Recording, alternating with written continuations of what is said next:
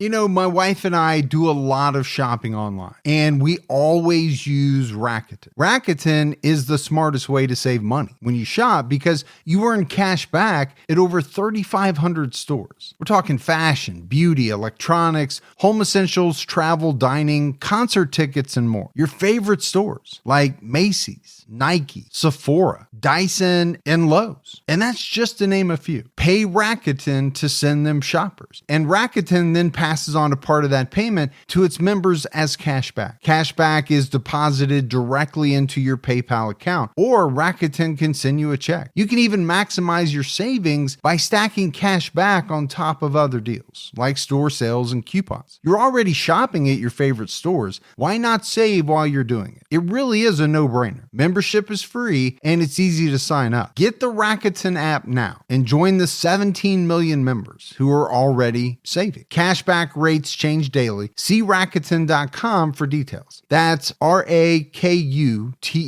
Your cash back really adds up.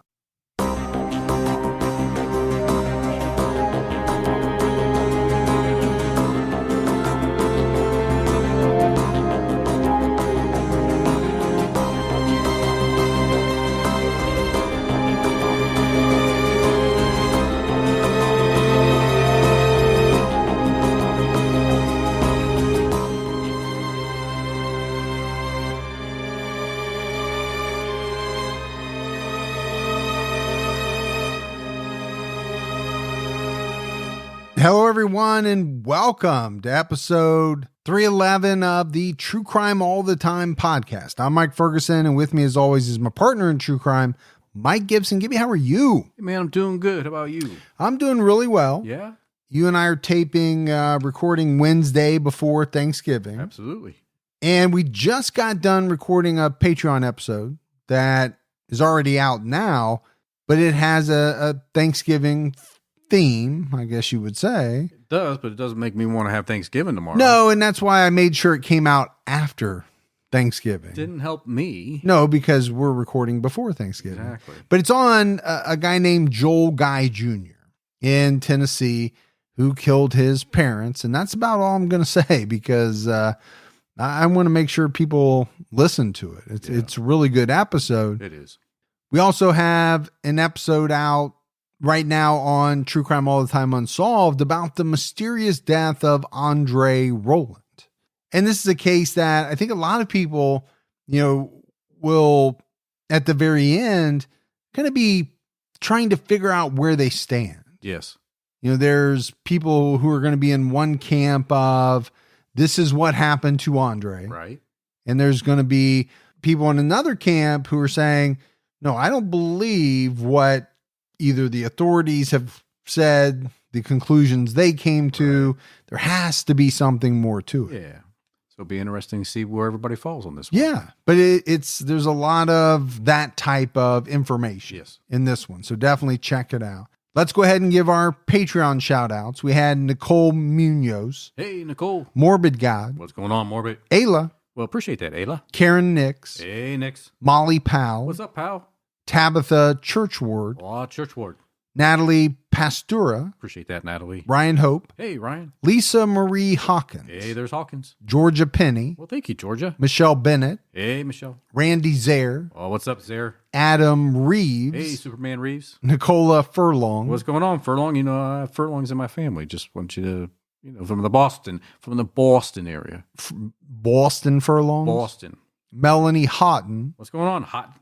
Martins Julie. I like that name, Martins. Kelly Geis. What's going on, guys? And last but not least, Kimberly DeBean.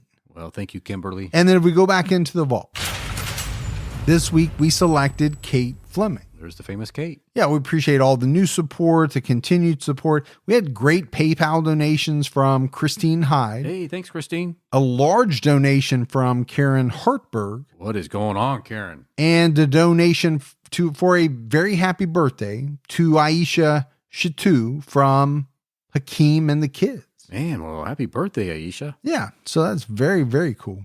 All right, buddy. Are you ready to get into this episode of True Crime All the Time? I am ready. In November 2016, William Riley Gaul fatally shot his 16-year-old girlfriend, Emma Walker, while she slept. His defense attorneys would later argue that he never meant to kill her. He was only trying to scare her so that he could be a hero. Now, prosecutors claimed that Riley murdered Emma because he couldn't handle it when she ended their 2-year relationship. And this case takes place in Tennessee, Knox County, Tennessee. And it was while researching this case that I found our Patreon case that also takes place in Knox County, Tennessee. And it just so happens that the murders in both of these cases took place in the exact same month and year. Wow. November 2016. A little spooky. We always say sometimes when we research these episodes, we come across other cases, sometimes multiple cases. But to find them at the same time frame, it's amazing. Well, to find that the murders happen the same time frame. Now, these cases definitely overlapped in the research because, as we talked about in the Patreon, his trial got delayed by the pandemic. Right. They referenced this case and vice versa. In 2014, 14-year-old Emma Walker started her freshman year at Central High School in Knoxville, Tennessee. She joined the cheerleading squad. Lauren Hutton, a senior cheerleader, told ABC, Emma really took cheerleading seriously. She really loved doing it. It was one of her passions. She loved reading and she loved football games. She loved just being part of the crowd appeal. You always loved that too. Always. Now, one of the football players noticed Emma, a junior wide receiver named William Riley Gaul. Riley was raised by his mother and grandparents. He was a top student. Despite playing football, his friends said that, he wasn't what we would refer to as kind of the classic jock. Yeah. One of his friends, Zach Green, told ABC he was a little nerdy on the side, a little to himself. From the outside looking in, you'd think he was just a normal guy. Just a normal, quiet guy. Jill Walker, Emma's mother, liked Riley at first. She described him as kind of the boy next door, polite, likable. Emma's father, Mark Walker, also thought Riley was a nice guy. Everybody likes those nice guys. Well, if you win over both mom and dad, okay, you're doing pretty good. You are. Sometimes you can win one over and not the other, but we also know that some kids can put on an act. They can. As the father of 2 girls, I'm not saying I've seen it. I'm just saying you got your eye out for it. I got my eye out. Yeah. Emma's parents allowed the two to spend supervised time together at the house, and they were allowed to go out on dates. Emma's friends thought that she was happy with Riley. She often posted pictures of herself and Riley on social media. Her pictures showed them spending time together and smiling. Emma's best friend, Keegan Lyle, told ABC, Gaul didn't really talk to us, her friends, a lot. But I was just like, he's shy. It just seemed normal. But then after a while was when we got kind of concerned. Yeah, I can see how that would be concerning after a little time passes by. In the beginning, you're thinking, well, he's shy. It's going to take a while maybe to come around and start to talk to us. But if a person never does, right? Okay. Is that what you're saying? Yeah. Then maybe you could see why they were concerned. It started to seem like Riley didn't want Emma to spend time with anyone but him. Keegan said he became kind of controlling over her, what she did, and her activities. Okay, now you're starting to see some red flags. Sure. Anytime people use the word controlling, that is usually not good. No, never good in a relationship. According to Lauren Hutton, he got more possessive. He got more clingy towards Emma, and he wouldn't allow her to do certain things. So Emma and Riley were together for 2 years. And, like a lot of young people do, Gibbs, they repeatedly broke up, but then got back together. Their friends said that they had some really dramatic arguments, and sometimes they argued over text or Snapchat.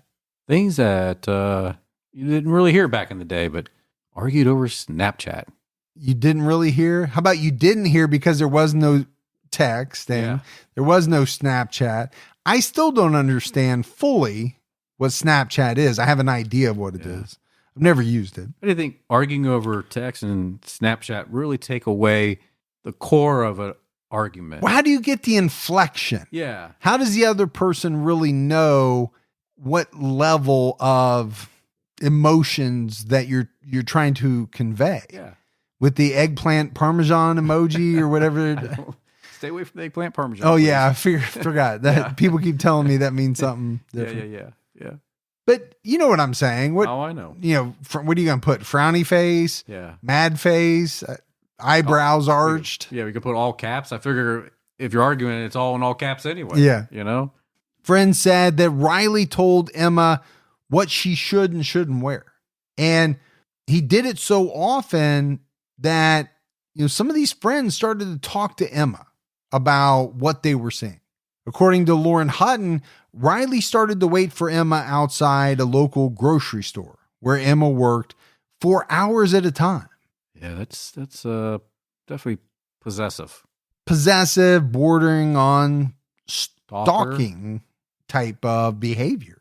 ABC reported that Emma's friends told her that they didn't like the way Riley was treating her, but she just kind of brushed it off. You know, people in the relationship, sometimes they don't see what's going on the way people on the outside see it. Yeah, I think that's very true. Eventually, Riley started to send angry Snapchat messages to Emma, some of which said things like, I hate you. I hate everything about you. And you're the biggest bitch I've ever come in contact with. One said, you're dead to me. I'll check the obituary. F you. Okay, that's pretty brutal stuff. It is. It's always hard to take those things back after you say them, especially when you put them in text messages. Well, these are Snapchat. Or Snapchat messages. And from what I understand, Snapchat is one of the ones that disappears, right? Yeah. Like I said, I don't know. I've never used it. I've heard that, though. I think it does disappear. I think you have a short period of time that you can screenshot it. But if you don't get it right away, did I just say get it? Get her done. Yeah. But I mean, I'm just going back to these messages, and these are just nasty. They're more than angry. They're nasty. Absolutely. I would never accept that from somebody talking to my kid like that. No, and Emma's mom, Jill, saw this last message, right? The you're dead to me, I'll check the obituary, F you. Right. She saw that one. She questioned Riley about it. And Riley said, well, he's just angry. But Emma's parents banned Riley from their home. And they even took Emma's cell phone away in an effort to stop her from communicating with him. Well, that's a good thing. When someone is being abusive like that, I mean, she's 14. He's probably a junior. 16, 17. Yeah. Yeah, I think I would probably act in a similar way. But as we know, it is hard, especially today, to keep people from communicating. There's so many ways to do it. And what happened was Riley gave Emma an iPod, and she used Wi-Fi to start texting him. Well, you know, like you said, if there's a will, there's a way. And that's what happened, right? He gave her a little iPod and said, this is how we're going to communicate. And basically what her friend said was that, you know, what Riley would do, he would send Emma an angry message and then apologize. And then he would say something like, you know, I'm sorry, I love you more than words can describe. It was just a real, from what I understand, from what, you know, I've read, a real up and down, back and forth type of relationship, volatile kind of. Emma's parents told her that she should break up with Riley a number of times. Jill told ABC, but as you do that with a teenager, the more you butt heads, the more she's going to think he is in the right, because he had a way of isolating her and making her think that he was the only one. Well, that's what somebody does when they want to control their relationship. Well, the isolation, right? You and I have talked about that a number of times. You know, it happens in grooming. It happens in a lot of these situations where these people figure out a way to isolate a person from their friends, their family. And what happens is they start to kind of become really the only person, or it seems like they're the only person in someone's life. Yeah, you have nowhere else to go but me. Yes, a bad situation. In the fall of 2016, Emma and Riley were still dating. Riley had graduated high school and by this time was a freshman at Maryville College. Emma was a junior in high school. Around Halloween, Emma's parents grounded her and only allowed her to leave the house for school and cheerleading. They also monitored her location. This worked. And Mark Walker told ABC she did become like her old self again. She started coming out of her room. She started eating dinner with us and socializing with us. We're getting her confidence back, maybe. Maybe. I don't know.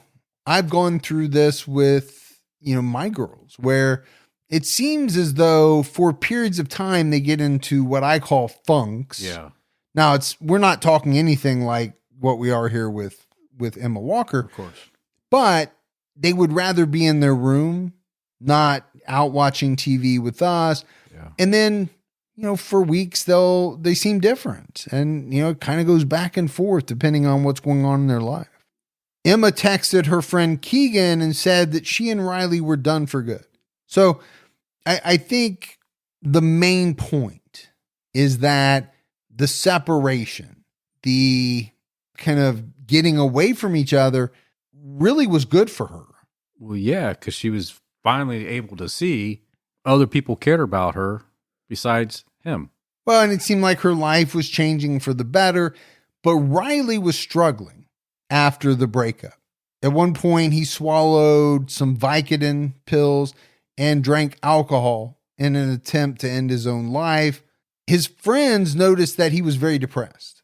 Alex McCarty told ABC he would be off to the side, moping and saying things like, "Oh, I just feel so depressed. I want to hurt myself."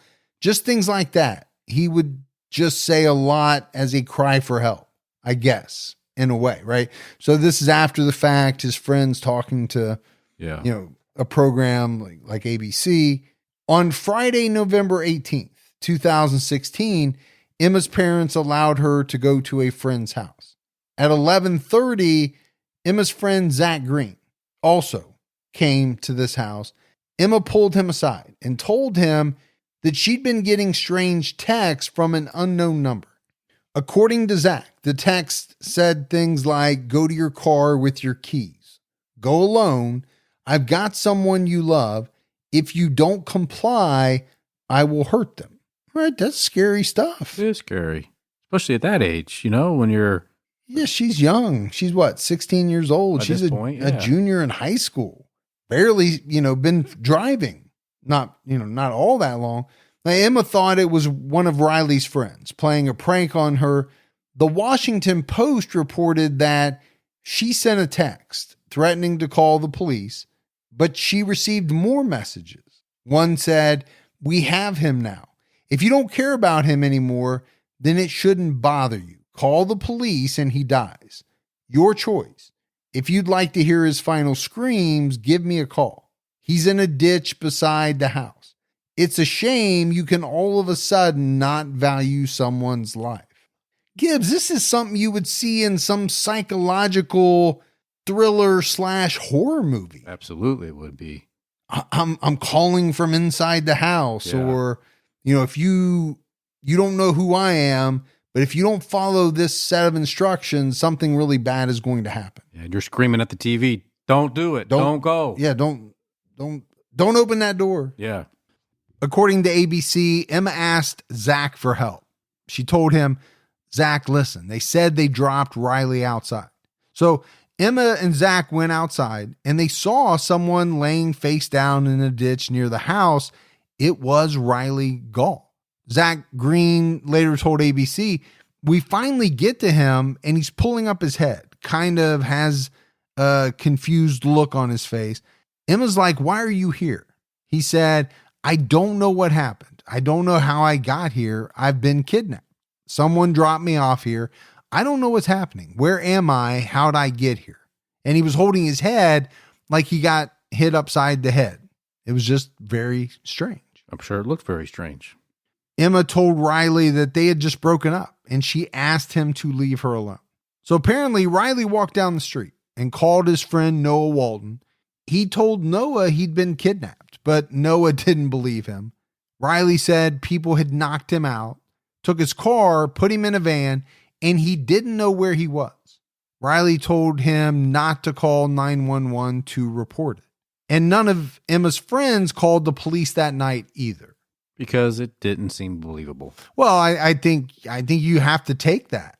His own friend didn't believe him. Riley and her friends didn't believe him. Emma went home the next morning. ABC reported that she texted her friends and said someone was at her house. I'm home alone, and somebody in all black walked down my street and came to my door. They rang the doorbell over and over again. I thought I was going to die. So this man in black apparently had on sunglasses and a hoodie, but he kept his face covered. Emma also texted Riley and said, I hate you, but I need you right now. Riley responded by saying, I'm coming, I'm speeding, just give me a minute. Emma didn't show up to meet her mother at a pre-planned location that day.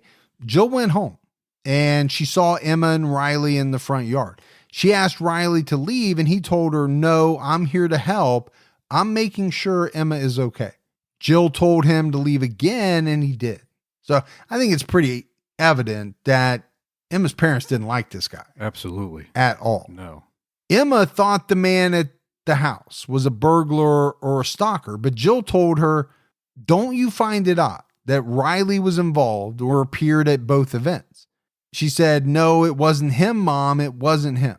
Jill told ABC, he's trying to get her attention to talk to him and going way overboard to do that.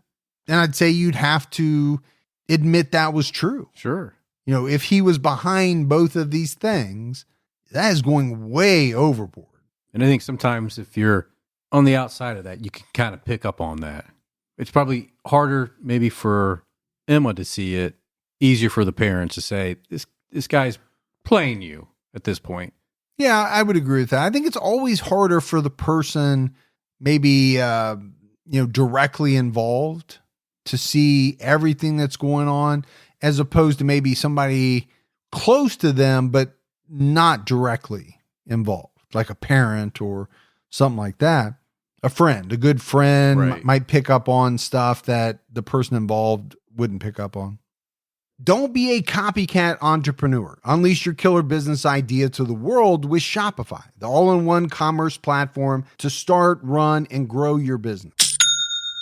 You know, when we started selling podcast merch online, it was a nightmare. But then we found Shopify, and we've never looked back. Shopify makes it simple to sell to anyone from anywhere. Whether you're selling some handmade doilies or true crime-related items, start selling with Shopify and join the platform simplifying commerce for millions of businesses worldwide. With Shopify, you'll customize your online store to your brand, discover new customers, and build the relationships that will keep them coming back. Shopify covers all the sales channels to successfully grow your business, from an in-person POS system to an all-in-one e-commerce platform, even across social media platforms like TikTok, Facebook, and Instagram. And thanks to 24/7 support and free on-demand business courses, Shopify is there to help you succeed every step of the way. It's how every minute new sellers around the world make their first sale with Shopify, and you can too. When you're ready to take your idea to the world, do it with Shopify. Now it's your turn to try Shopify for free and start selling anywhere.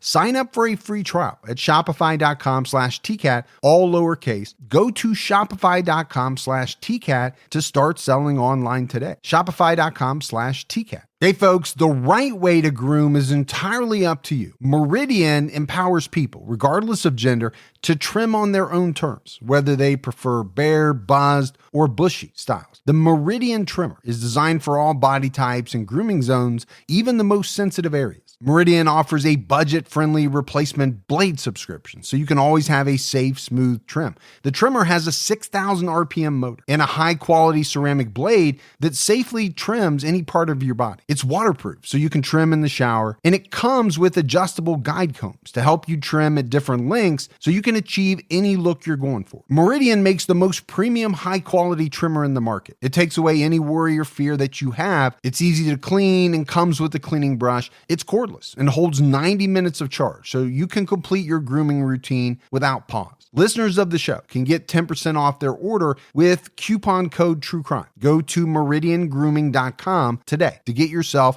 a premium body hair trimmer. That's MERIDIAN grooming.com, code TrueCrime. It's also available at Walmart, Bed Bath & Beyond, and CVS. On Sunday, November 20th, Emma's parents followed her to work and then followed her back home to make sure she was safe. Sunday evening seemed normal. Emma texted a friend about homework and went to bed just after midnight. On Monday, November 21st, at 6:15 a.m., Jill Walker went into Emma's bedroom to wake her up. Jill said her name and touched her leg and then looked at her face, checked for a pulse, but couldn't find anything. She told outlets, "I don't remember a whole lot from that. I know I called 911. So a parent's worst nightmare. Absolutely. And, her saying, "I don't remember a lot," I think shock would set in very quickly for a lot of people in that situation. Knox County Sheriff's Deputy Nikki Buells responded to the house. The call came in as a possible suicide. So Deputy Buells took photos of the outside of the home. When she went to photograph the bedroom, she saw what looked like a bullet hole in the wall. And I think that pretty quickly cast some doubt on the suicide theory. Right. Sheriff's Lieutenant Alan Merritt came to the house and found a bullet hole on the exterior of the home that he told ABC was about shoulder high. It was just a small bullet hole, just, about the size of a ballpoint ink pen. He found 2 shell casings outside the home and found another bullet hole on a different side of the house at the same height as the first hole. He told ABC, "To an investigator, that tells me that the 2 shots were more than likely fired by the same suspect." Because of the height? The height, the size of the hole, the 2 shell casings match. Yeah, I think you put all of that together. It's pretty easy. Emma was killed by 1 gunshot wound to the head. 2 bullets were fired into her bedroom from outside the home. One of the bullets hit her behind her left ear, and the second bullet went into her pillow. Police saw that the shell casings and bullet in Emma's pillow came from a 9mm handgun. Riley's grandfather, James Walker, noticed that his 9mm handgun was missing on November 18th, 2016, after he drove to Maryville College to swap vehicles with Riley and get the tires repaired. When he drove his vehicle back, he saw that the gun he usually kept under the driver's seat was gone. He was worried Riley took it because he had recently expressed suicidal thoughts. So there's a couple of things that jump out at me here. First is, and I think I've talked about this before, I had an incident years ago in the home that I still live in now, where a bullet was shot into my home, into the second story, through the bedroom where I sleep, and it went into another room, like a study room. It was scary. I told you I was sorry about that. Yeah. I assumed it was you, but no, seriously, we had the police come out, they did the dowel rods and the string and all of that. And what they concluded was that it came from a distance away, and we have kind of some land on the other side of the housing development where I live. And they said that it belonged to like the township or something, whoever lived there. Yeah. And even if they fired a gun, they couldn't do anything about it. I was livid. Wow. I was very upset about that. Yeah, rightfully so. I'm not saying somebody was shooting at my house.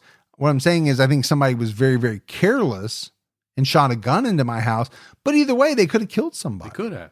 And then I think the second thing, and I really don't want to put, blame onto Riley's grandfather, but if you're going to swap vehicles with your grandson, man, you should really take that handgun out from under the seat. Well, as a gun owner, that's your responsibility. It is.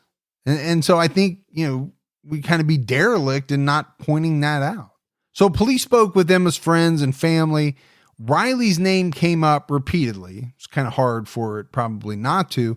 When Emma's friends told the police about the strange events before her death, Lieutenant Merritt started to believe that there might have been an unknown suspect stalking Emma Walker.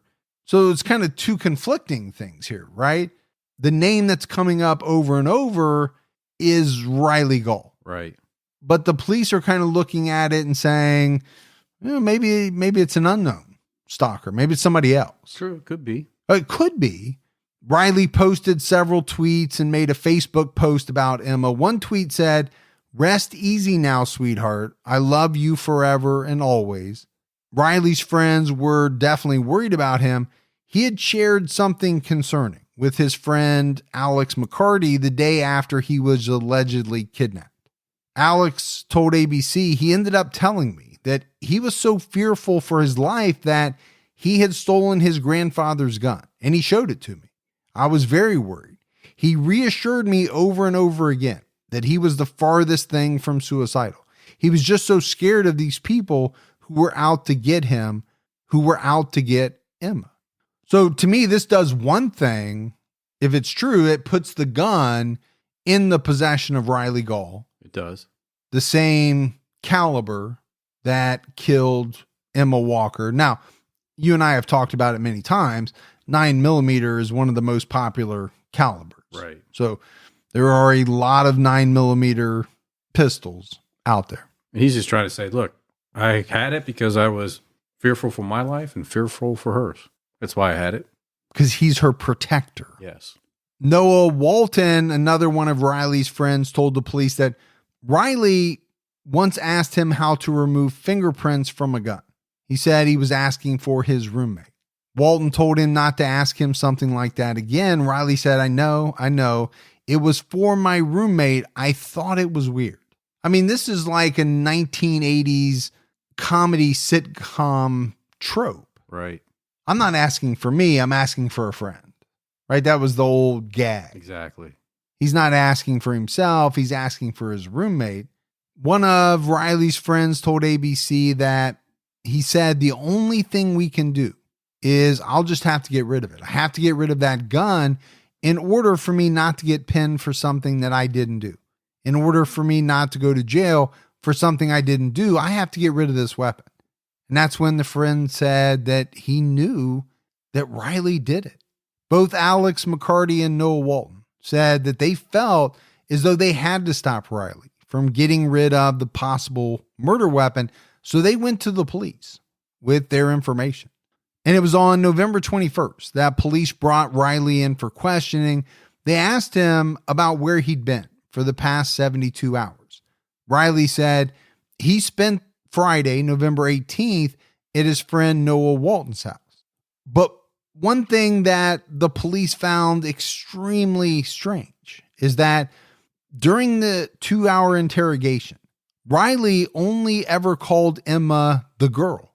He never used her name. That's strange. Very weird. He said things like, the girl she texted me. And they asked her which girl. He would only say the one that passed away. You know, we always talk about, the flash bulbs going off, the red alerts, the red flags. This is one of those. Something is not adding up. Yeah. Detective James Hurst told ABC, when I first met Gaul, I thought he might have been a grieving boyfriend. When we got into the interview room and sat down, I felt like there was a dark side. He didn't have a whole lot of passion or concern. Riley said that he was trying to talk to Emma, and she told him that if he helped her write a paper, she'd talk to him. He said that on Sunday night, he used a friend's phone to call her. Our phone call didn't go very well. That's what he said. She just told me a bunch of cruel stuff, and she blocked his friend's phone number. I mean, I don't know what else to say, Gibbs, but this is a girl who does not want to talk to this guy. Yeah. And to me, this is a guy who's not getting it. Yeah, he can't take a hint. It's more than a hint. Yeah, it's direct. Hey. I don't like you anymore. Leave me alone. Leave me alone. I don't want to talk to you. That's not a cipher that you have to, that's not a national treasure type cipher that you got to figure out. No, it's not. It's pretty direct. It's pretty to the point. The problem is he's not liking what he's hearing. That's what I get. He keeps trying. And hoping for a different outcome. Yeah. Yeah, but it's not going to happen. The definition of insanity is trying the same thing over and over, hoping for a different result. Yeah. So after this phone call. Riley claimed that he went to his grandparents' house for a short time. Then he drove back to campus. Once he got to campus, he said he broke down and he cried for 2 or 3 hours in his car because of the breakup. But police noticed that, in this interview, this interrogation, whatever you want to call it, he just didn't show much emotion. So here's a guy saying that he broke down in his car for 2 or 3 hours. Now he's talking to the police after his ex, this girl that he said he loved, is dead, and he's showing no emotion. You can see why they would find that very strange. As they should, because that's really bizarre. According to Lieutenant Merritt, he said his interview was probably one of the most disconnected. It almost seemed rehearsed, deliberate. By the time of the interview, detectives knew from Riley's friend, Alex McCarty, that Riley showed him his grandfather's gun. They also knew that Riley's grandfather had reported the gun missing. So detectives asked Riley about the gun, and he said he didn't know where it was. He denied showing the gun to Alex or asking Noah about removing fingerprints. Detectives asked to see his phone. And at that point, Riley asked if he was a suspect, to which one detective asked, "Should you be?"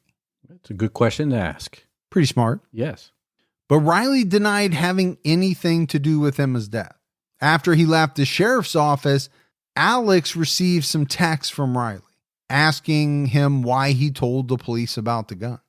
Riley continued texting his friends and said he didn't lie, but he asked them not to talk to the police anymore. But Noah and Alex began actively working with the police. On Tuesday, November 22nd, detectives wired both of them with microphones, a transmitter, and a video camera hidden in a key fob. You can hide a video camera anywhere nowadays. I've got one on me right now. I'm sure you do. Yeah. I'd hate to ask where it is because I don't want to know the answer. No. You're not going to get good video from it, I can tell you that. No, not currently the way I'm sitting. So basically what they were doing is kind of a sting operation, and their main goal was to try to find the murder weapon. According to Lieutenant Merritt, those two young men contacted us and asked if they could help us get what they believed to be the murder weapon back. Obviously, there's concern for their safety. We went over all that with them, and they were still adamant, very adamant, that they wanted to do this. They understood the dangers and the concerns, but they wanted to do it. Okay.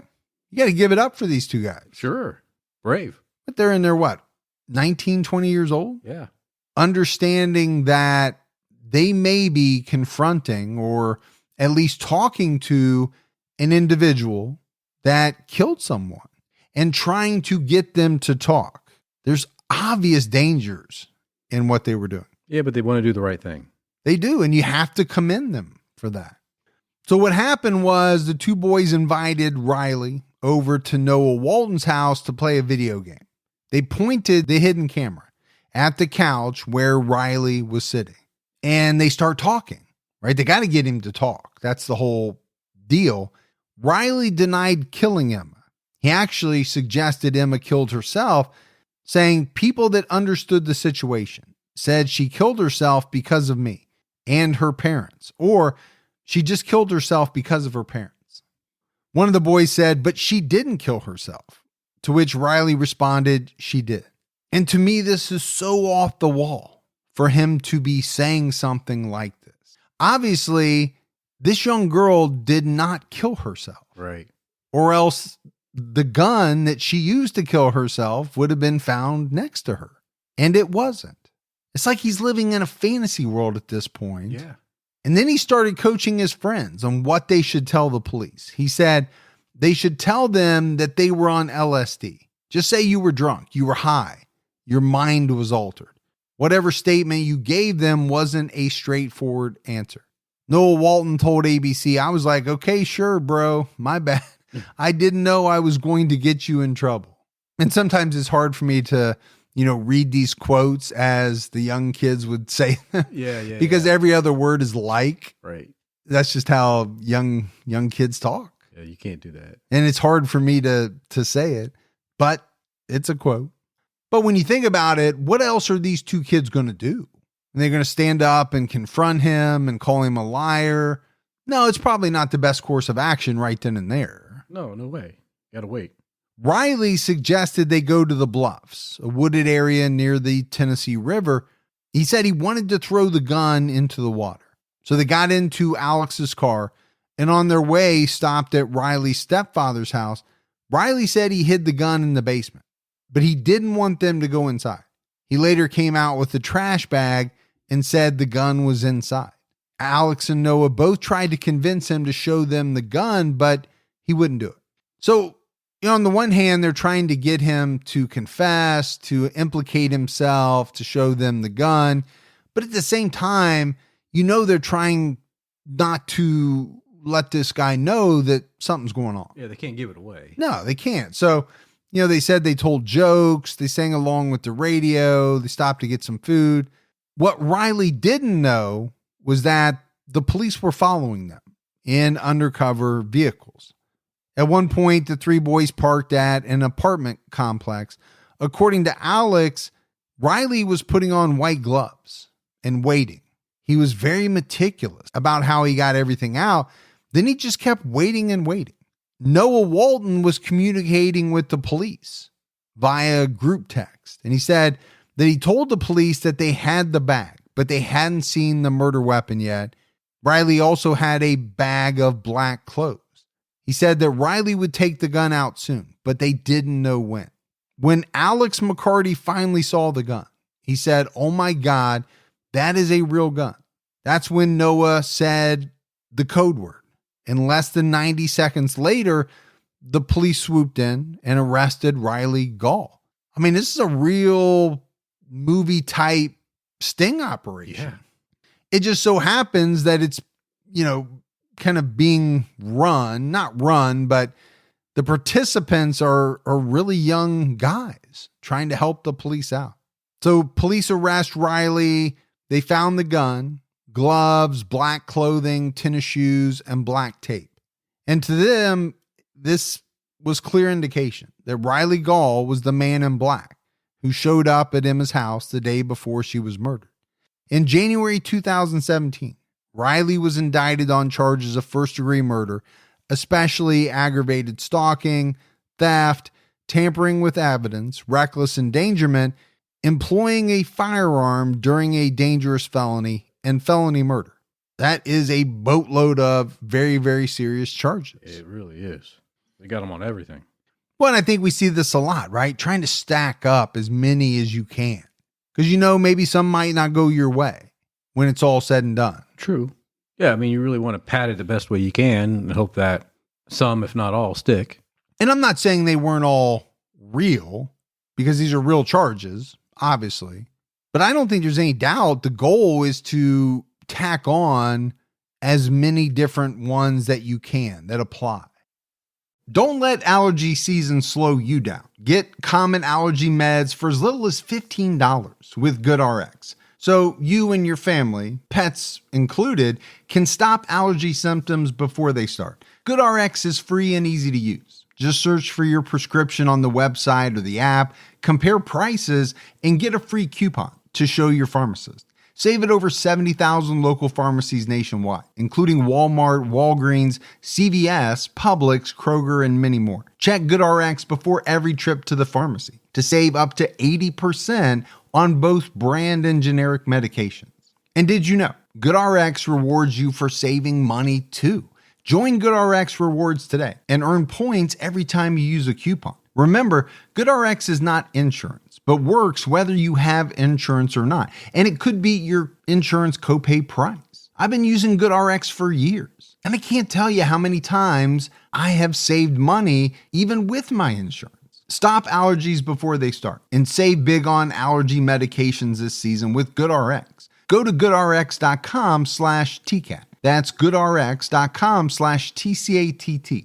Once the temps start rising, I realized I was back in the same worn out rotation. Same tank, same shorts, same everything. So I gave my daily uniform an upgrade with Quince. Their pieces are easy, elevated, and somehow make me feel more put together without even trying. Like their 100% European linen shorts and dresses from $30. luxe swimwear, Italian leather platform sandals, and so much more. The best part, everything with Quince is priced 50 to 80% less than what you'd find at similar brands. By working directly with top artisans and cutting out the middleman, Quince gives you luxury without the markup.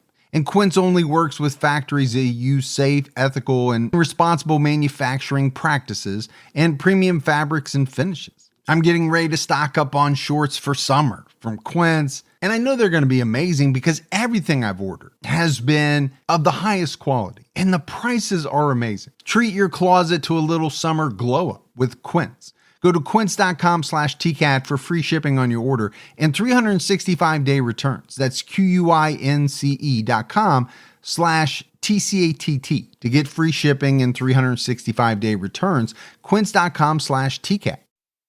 Riley Gaul went to trial in May 2018. His defense argued that Riley never meant to kill Emma. The Knoxville Sentinel reported that defense attorney Wesley Stone asked the jury to find Riley guilty of reckless homicide. Riley did fire the gun, but it was to scare Emma so that he could then be a hero. There's people that do that. Well, and they even brought up that he, had made some of these other outlandish attempts to get her attention, right? Sending the threatening texts, staging suicide attempts, right? Staging his own kidnapping.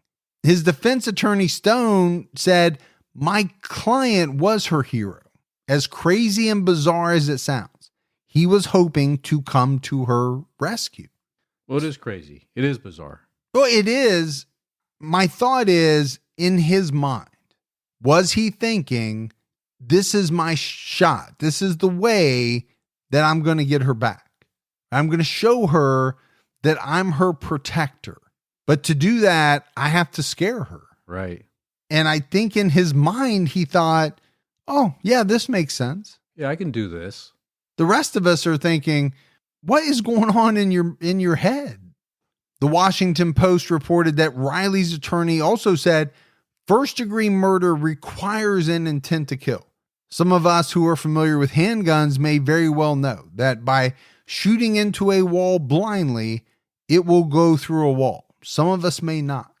Okay, what does he mean by that statement? For me, I'm taking it as maybe Riley didn't know that the bullet would go through the wall, possibly striking her. That's a good point. He may not have known that. And I also think it's a really good point to try to kind of zero in on the first degree murder, right? The requirement of intent. Yeah. Wesley Stone told ABC he never intended to cause her harm, never intended to cause her death, consistent with her reaching out to Riley regarding the event Saturday morning. He was attempting to get her to ask him for help again, sort of to be her protector. It's been in his heart. It's been in his mind. It's been in just everything about him. Every day for the rest of his life, wherever that may be, he will have to live with that reality. According to Wesley, Riley Gaul denied being the man in black who came to Emma's house. Now, the prosecution argued that Riley was obsessed with Emma and wouldn't accept it when she broke up with him. The two were texting and talking on the phone until the morning of her death. The Knoxville Sentinel reported that Kevin Allen, Assistant District Attorney General, said he was possessive, manipulative, controlling. He was toxic to her. This was no accident. This is about criminal intent to kill. So obviously we can see the two sides here. Yeah, the prosecution is saying he intended to kill her, and the defense is saying, no, he wasn't, because there was no intent. And therefore, there can be no first degree. Right, if there is no intent. Evidence from the crime scene suggested that Emma died instantly. According to Sheriff's Office Captain Brad Park, the second bullet hit a wooden stud in the wall, which altered its path. Alan Merritt said that the bullet holes and shell casings indicated that the shots were fired from about 4 to 5 feet away from the house, directly at Emma's bedroom window. He said it was in a direct location and orientation to where Miss Walker's head would be. Anyone who had been in that bedroom would have known it. Scuff marks on the backyard fence indicated that the shooter jumped the fence. Riley had also bragged in text messages to Emma about how easy it was to jump the fence. The Washington Post reported that Emma's family testified about her relationship with Riley. Jill Walker testified, "In the first couple months, it was fine. It seemed normal. We kept a close eye. She was only 14 years old at the time." She went on to say, in the winter of 2015, Riley started going back to his ex-girlfriend. There was some things going on where he was playing them both. And some of this we've already talked about, right? The fact that Emma's parents started monitoring her texts, her Snapchats. They didn't like the way that Riley spoke to Emma. Yeah, he was abusive towards her. I think he was. There's no doubt about that. Jill Walker said in court some of the language and the way she was spoken to. We didn't think it was appropriate to speak to anyone like that. We tried to discourage her from seeing him. We would set limits, how and when they could see each other. And I think we gave a quote from Jill earlier on about, how do you kind of cut it off completely as a parent? Because you're going to start butting heads. And do you make your child just want to see that person more because you're telling them they can't do it? A lot of times you're driving them towards the person you don't want them to be with. Yeah, I imagine this is a very tough position to be in as a parent. Emma's parents said that they hoped that when Riley left for college, she'd stop seeing him, but she didn't. Emma's friends testified about the evening of November 18th, 2016. They said Emma received multiple calls from an unknown number. She was scared, and she was also sad. Emma went outside and saw a person standing at the end of her friend's driveway. This person was Riley Gaul. Riley initially denied being outside of Emma's house on the night of the shooting, firing the gun, or even having possession of the gun. But he did later admit to stealing his grandfather's gun.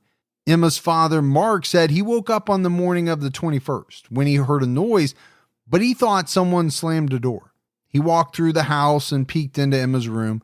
It looked like she was sleeping.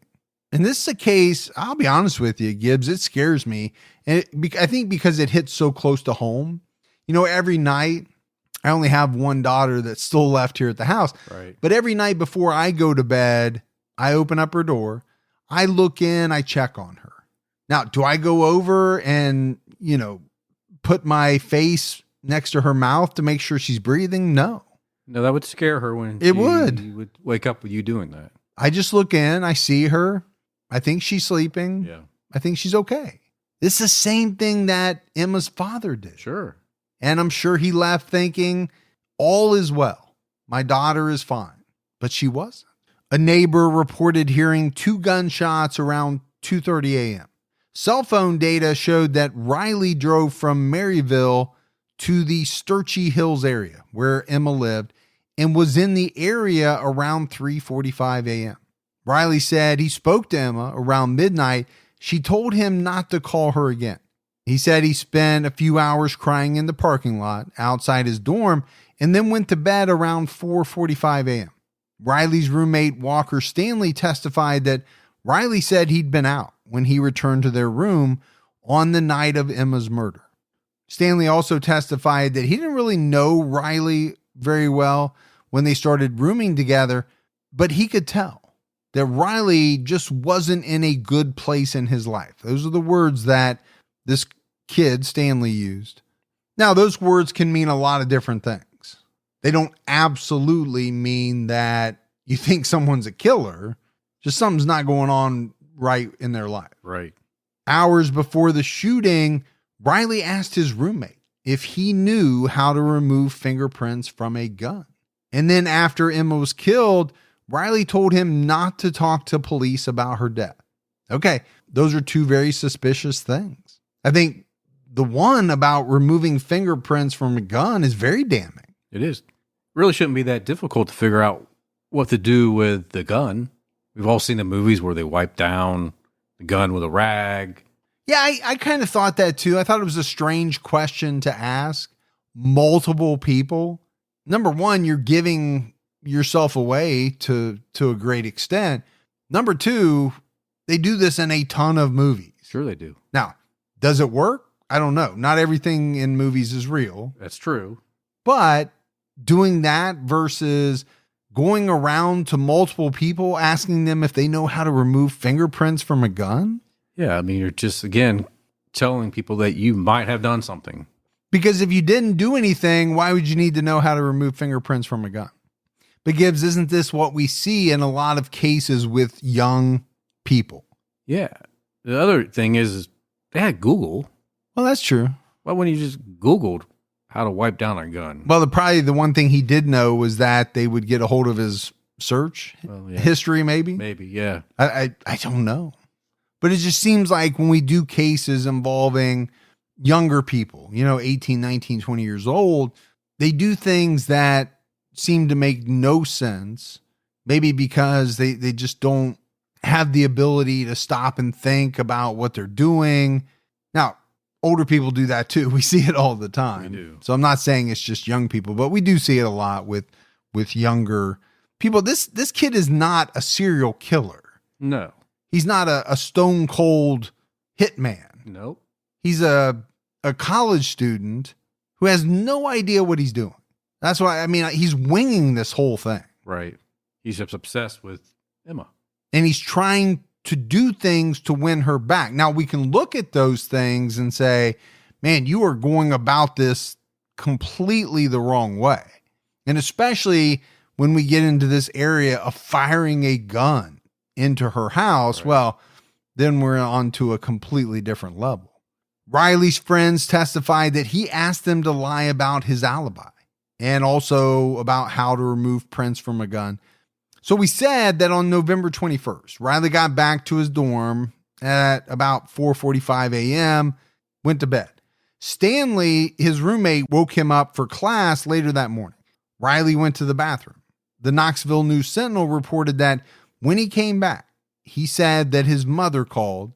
She told me that they had found Emma hurt. However, according to investigator David Wise, Riley acted like he didn't know anything. When Wise went to the Gaul household that morning, Wise was there because Riley's grandpa was worried about Riley's reaction to Emma's death and also his missing gun. Wise testified at trial, I was under the assumption he knew she had passed. When I said, sorry about Emma, he said, what do you mean? I said, she's gone. He said, where did she go? And to me, all of these details are important, but it's important to try to make sense of them. What do they actually mean? Did he really not know that she was dead? Which would kind of bolster the argument that, okay, he fired into the house, but he was trying to scare her. He wasn't trying to hurt her. Right. He didn't have the intention to kill her. Or was he lying? Right? There's really only a couple of different ways to look at it. Right. And I think you can say the same thing about wiping down the fingerprints. Was it because he knew he was going to take this step of firing a gun into the house and he didn't want his fingerprints on it because he didn't want to get in trouble for that, as opposed to not wanting to be ID'd as a murderer? Depends what side of the fence you're on. Well, it depends on what his intention was. Exactly. Right? Everything comes down to that. I think that's one of the more interesting aspects of this case. The defense didn't call any witnesses. Wesley Stone introduced call logs and text messages between Riley and Emma. Stone said during closing arguments, this case is about state of mind. Riley did not mean to hurt her or cause her death. He was trying to get her attention. I'm not saying it's logical. I would hope you're not saying it's logical. Yeah, that's... because it doesn't make sense. No. Now, obviously it did in the mind of Riley Gaul. Well, of course. He thought this was the best course of action. If you believe that he was only trying to scare her. So he'd be the hero. So that he could be the hero. On May 8th, 2018, Riley Gaul was convicted of first-degree murder, stalking, felony murder, tampering with evidence, reckless endangerment, possessing a firearm during a dangerous felony, and theft between $500 to $1,000. Well, that's a lot of things. It's a lot of things. We said they stacked up a bunch of things on him. I'm assuming the theft came from taking his grandfather's gun. In Tennessee, first-degree murder comes with an automatic life sentence. Riley Gaul's sentencing hearing took place on September 14th, 2008. According to ABC, Riley apologized to Emma's family and said, "I'm sorry I took Emma away from you, that I robbed you of the experience of watching your daughter grow up. What I can do is tell the truth about that night. I wanted to scare her. I never meant to take Emma's life. Again, I am sorry." Riley was initially indicted for especially aggravated stalking, but a jury found him guilty of stalking, which is a lesser charge, right, after they determined that Emma never saw Riley display the weapon because she was asleep. However, he was found guilty of using a firearm during the commission of a dangerous felony, which was associated with the especially aggravated stalking charge. Another hearing was scheduled to hear arguments about the discrepancy.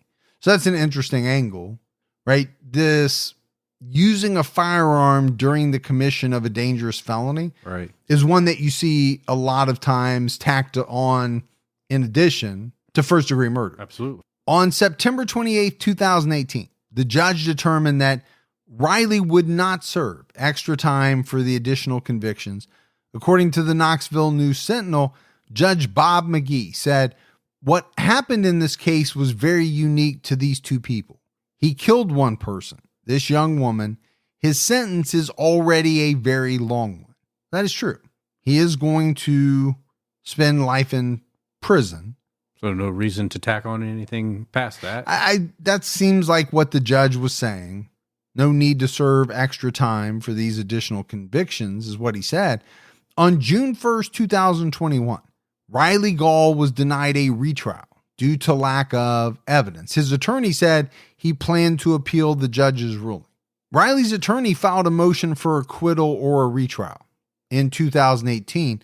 The judge retired in 2019, and then the pandemic delayed the appeal, something that we saw in our Patreon episode this week. Riley's appeal asked for an acquittal based on insufficient evidence. If an acquittal wasn't granted, then he requested a retrial. So, all right, that seems like a bit of a Hail Mary.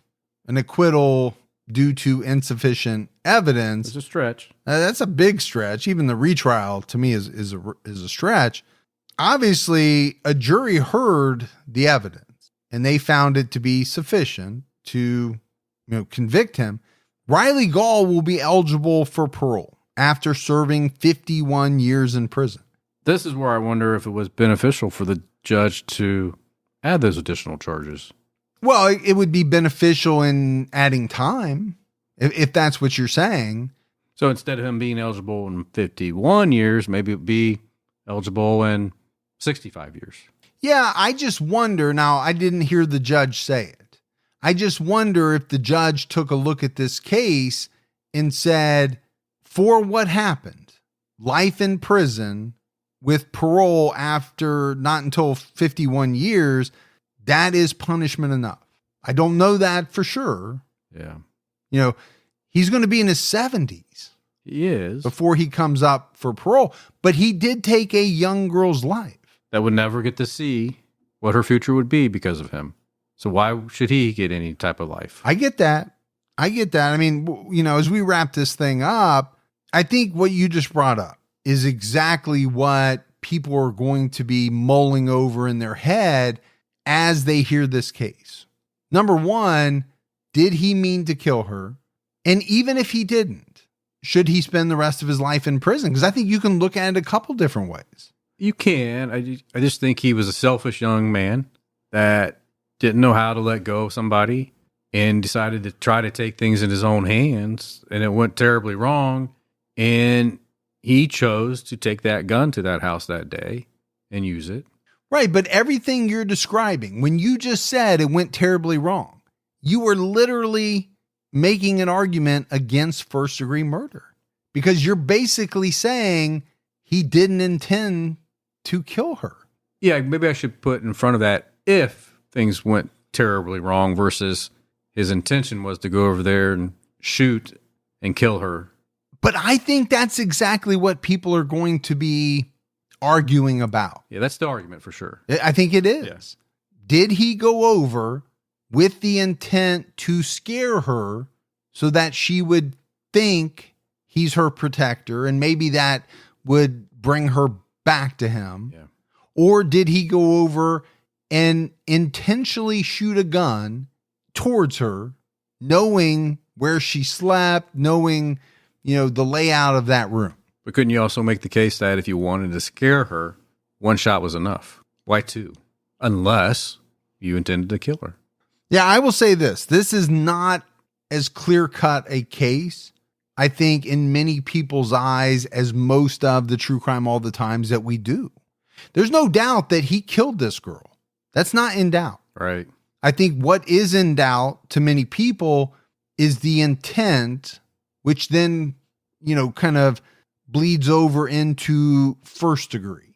Or if it's not first degree, then you're looking more at manslaughter or some other degree of murder, and that carries a much lesser sentence. He still has a long haul. 51 years in prison. It's going to be a tough go. Yeah, and like we always say, we weren't in the jury room. We didn't get all the facts, right? We combed through the reporting. We put in here what we could find. At the end of the day, do you have to kind of go with the jury? Some people would say yes. Some people would say no, they got it wrong. Yeah. And I think this is a case, more so than many that we do, that will be argued about. We'll see the messages flying. We'll get voicemails with people giving their opinion. And I'm totally fine with that. I think the parents are happy he's where he's at. Oh, there's no doubt about that if you're the parent. And I think they realize that he probably won't get paroled right away. Most cases they never do. But if he does, 70 years old, his life is really over. He'll never have one. No. Even if he gets out in his 70s, yeah, will he have a little bit of time on the outside? Yeah, but what's it going to be? Yeah, not much. But that's it for our episode on William Riley Gaul. It's a little bit of a different case. And I know people are going to make arguments on both sides. I know that. For sure. And I don't fault anyone for really seeing it how they see it. We got some voicemails. You want to check those out? Yeah, let's hear them. Hey, Mike and Gibby. This is Siobhan Sangster for the Texas Panhandle. I've been binging, listening to you for a while, trying to get caught up. And I was on my way back home from Amarillo, and I was listening to the episode about Howard murdered his girlfriend and buried her in a barrel, and they didn't find her for 30 years. At the end of the message, at the end of the show, you were talking. A young girl left a message saying, and she was being respectful to you and Mike, and calling you Mr. Gibson and Mr. Ferguson, and it made you feel old. I started laughing so hard in the pickup because, Mike, you were born the same year that I got married. If that made you feel old, you can imagine how it made me feel old. Anyway, I just enjoyed the heck out of you guys, and keep your own time ticking. Bye-bye. Well, that doesn't make me feel old at all. No, not at all. Makes me feel like a young whippersnapper. Oh, whippersnapper, eh?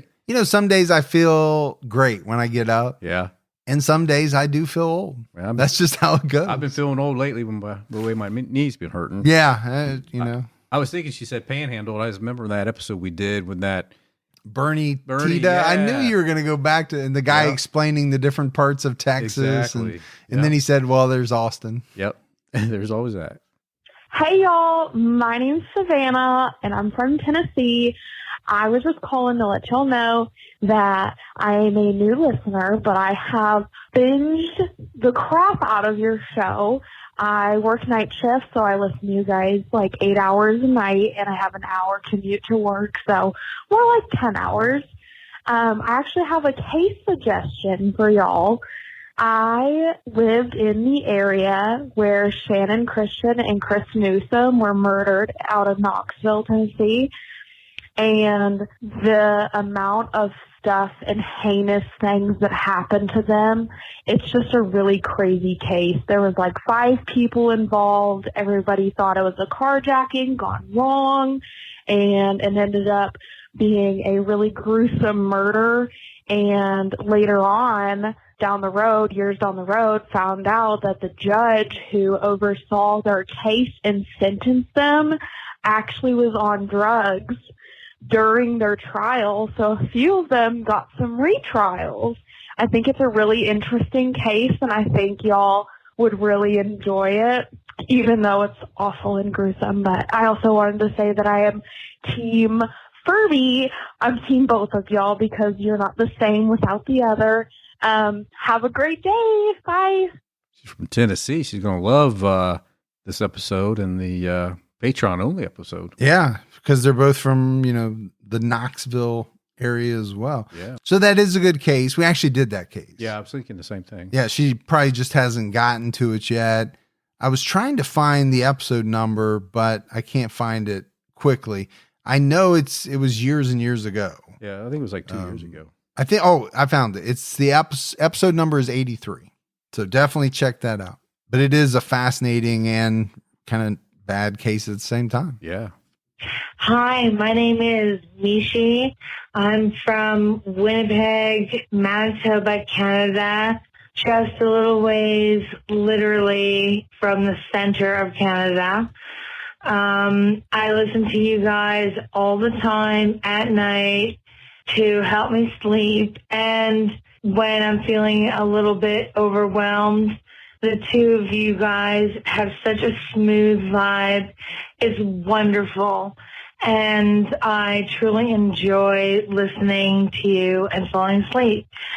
So thanks again. I look forward to any new episodes. I've listened to all of your podcasts over and over, and I can't get enough. So thanks again. Bye. Yeah, we try to keep our vibe smooth, or our smooth vibing. You can say it a bunch of different ways, but we really appreciate the voicemail, no doubt. All right, buddy, that is it. We had nothing in the mailbag. Nothing? Nope. So that's it for another episode of True Crime All the Time. So for Mike and Gibby, stay safe and keep your own time ticking.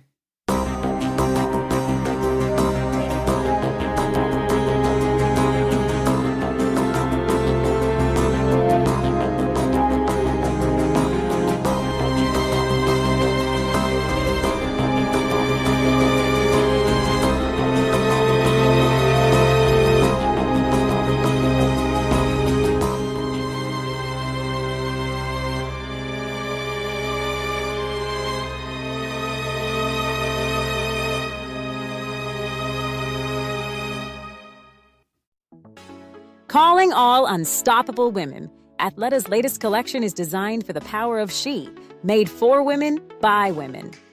We know that when you move, you create change for yourself and the world around you. That's why our styles are crafted for every way you want to move through life. Our performance wear innovates without sacrificing style, so you feel confident in all the ways you move. Visit athleta.com today and move with confidence.